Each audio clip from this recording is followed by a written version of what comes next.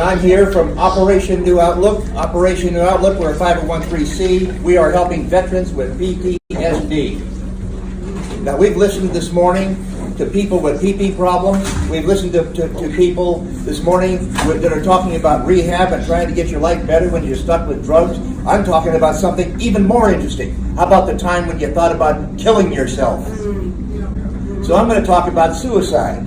Now, suicide, as you all know, is a thought that people have about ending their life because the stress, pressures, and the things that they experience is just simply too much. And, you know, as human beings, especially in the 24/7 news cycle that we're in, and I have to confess that sometimes when I give a program on Fox News or something like that, basically what I'm doing is adding to the fire to making people feel more pressured, more stressed, and more concerned. But in fact, what's the alternative? When do we as individuals find an alternative that's realistic to say, basta, hey, finito, enough now? How can you emotionally turn your television set off when there's even no television? How do you stop things that need to get stopped when you feel like you can't do it?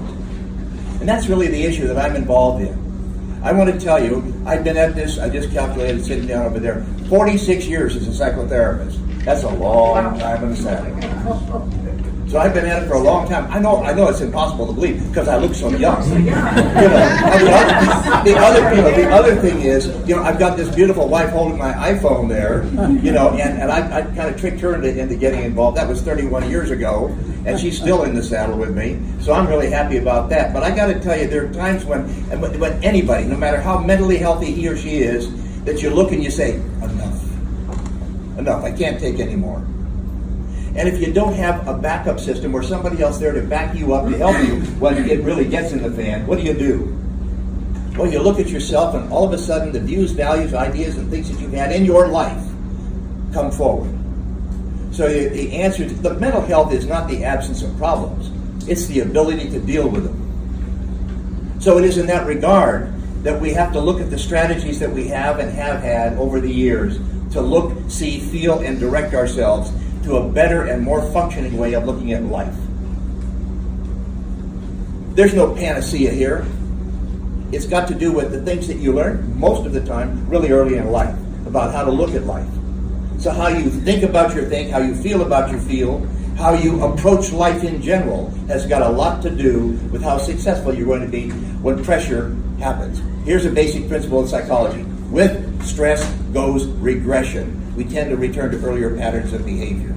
So you see a person perfectly dressed in a nice automobile standing on the side of a road kicking a tire because it's flat. Why? Because we regress to earlier patterns of behavior. We start to act the way we did when we were just little kids. So it's in us. The programming is deep in us. And what happens when somebody is facing the idea of ending their life is how they felt about life in the beginning, how they were programmed about living, how they were programmed about feeling and approaching difference and difficulties. Okay? So everybody here, we're all in the same boat. All of us, every single person here. We've all been in situations where we felt it was enough. And if you haven't, guess what? I don't believe you. Simple. I mean, because I'm a psychotherapist, and I've been, like I said, in the saddle for a lot of decades. But I can tell you one thing. What I know is, in that sense, that you have your own strategies about how to deal with difference. That's really one of the big issues, isn't it? How do we as people deal with difference? So I'd like to now just stop saying what I got to say.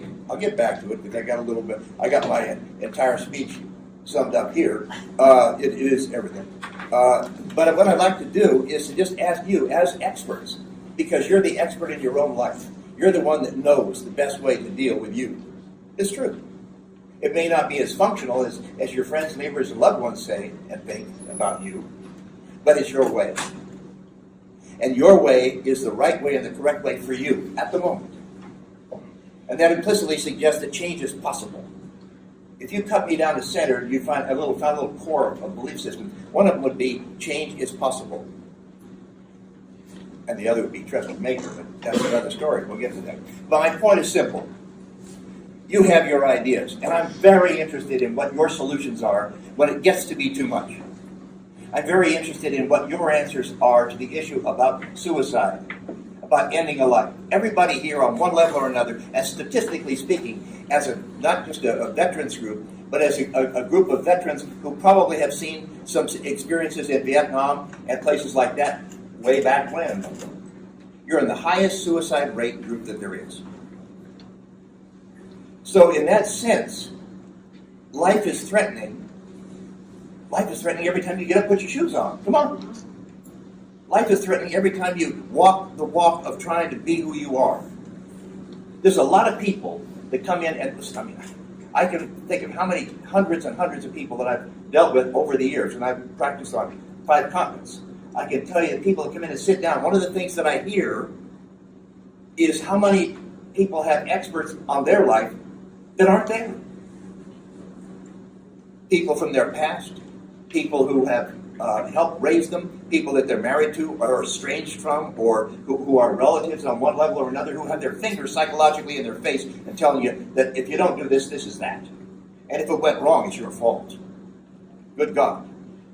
So in that sense, the judgments, the emotional, psychological, invisible fingers in people's face that cause them to feel stress, and with stress goes regression. We return to earlier patterns of behavior. That's just plain rat psychology. We know that. You pressure somebody enough, they're gonna get violent. If you don't believe me, go to New York City. So in that sense, stress and pressure, all about pushing on people, you can see that what happens. So we got a lot of space around here, and I love it. I'm going to ask now you, the experts. To me, you are my experts. I mean, look, I got the PhD and all that baloney, but the one thing you've got to know is I'm an expert because I listen to my teachers. You are my teachers. My specialty at Operation New Outlet is what I learned from people that taught me years ago when I was working with Holocaust survivors for 10 years in Europe. Those were my teachers. My God, I owe them everything. Because they told me what worked and what didn't work. They told me what was right and what wasn't right. So when I listened to them, my teachers, I listened to them about what people need to have for change. Isn't that the big word in our life? Change, growth. You're my teachers. I'm back in class again. I want to ask you what you think about the issue of suicide. Please tell me. So tell me, come on. Don't be shy. Tell me something about your thoughts about suicide. Tell me what you think about it. It's easy. It's easy. Are you kidding me? You think it's easy? Yeah, I do. Huh? Yeah. You think it's easy? Yeah. Why didn't you kill yourself? I tried several times. Okay, and what happened? Why did you stop? You're here. You're in the chair. I've even shook your hand. Now tell me why. Still had a chance to calm down.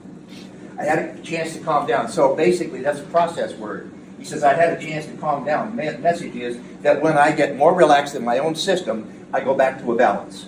And the balance says, stay here, it's better. Is that right? Correct. So, in fact, understand this. The goal of life is balance. The goal of life is balance. So you want to find and get your own balance within your own system. So that's what we're searching for.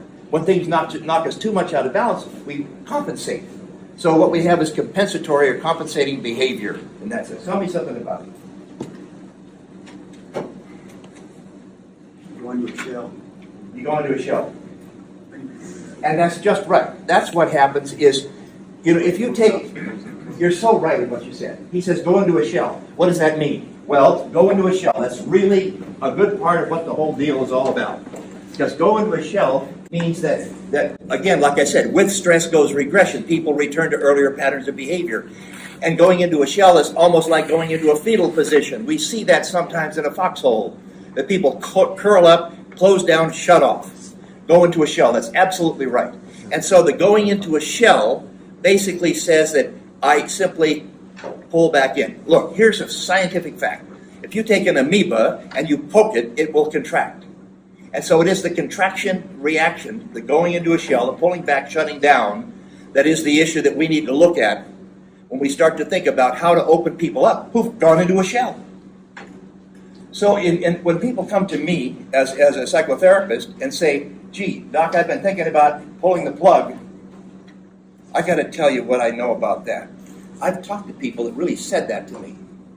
But more than that, I think instantly of those children that I saw, the 3 children that I saw, that came in and sat down with me and talked about what it was like when they opened the door and Mama was hanging in the foyer. Oh. And to look at those kids, they were what? They were from 8 until 14.